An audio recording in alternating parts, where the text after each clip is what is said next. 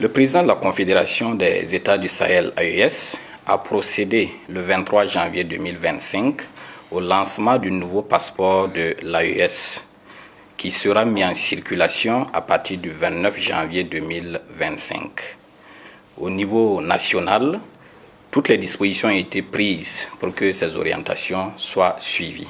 Le nouveau passeport de l'AES est un document de voyage conforme aux normes internationales en matière de biométrie et de sécurité telles que dictées par l'Organisation pour l'aviation civile internationale OACI.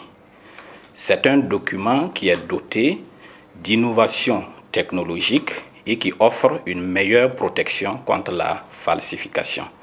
Nous pouvons dire, sans risque de nous tromper, que c'est un document de voyage de dernière génération. Vous constaterez que sur la première page de couverture, il est mentionné tout en haut l'inscription Confédération des États du Sahel AES. Et cette mention-là est la preuve que l'AES a désormais son propre passeport avec des caractéristiques communes pour les 3 États membres. Juste en bas, il y a la mention du pays émetteur, Burkina Faso, suivi des armoiries et de la devise du pays. Et à ce niveau, il est important de souligner que le passeport AES du Burkina Faso prend en compte la nouvelle devise « La patrie ou la mort, nous vaincrons » qui a été adoptée par l'Assemblée législative de transition. Plus bas, il y a l'inscription de la nature du passeport en français et en anglais.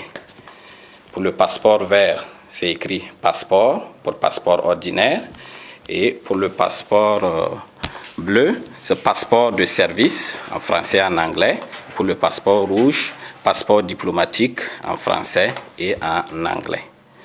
Et le dernier élément de la page de couverture, c'est ce symbole-là qui signifie que le passeport embarque une puce électronique qui prend en compte les éléments biométriques.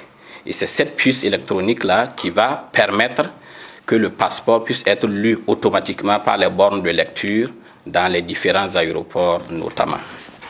Et pour terminer avec la couverture, il faut signaler que la dernière page de couverture est estampée du logo de l'AES qui est tout en or de haute qualité. Donc c'est encore une fois de plus la manifestation donc de l'existence du passeport de l'AES.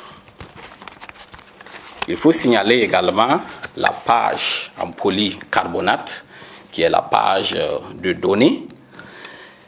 Le polycarbonate qui est une matière spéciale et qui donne des garanties en termes de durée et qui permet d'embarquer beaucoup plus d'éléments de sécurité par rapport au papier fiduciaire simple qui était autrefois utilisé.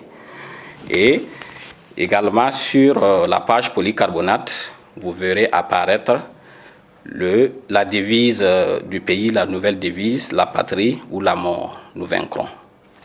Donc ce sont essentiellement ces éléments-là qui ont connu une évolution au niveau du passeport de l'AES.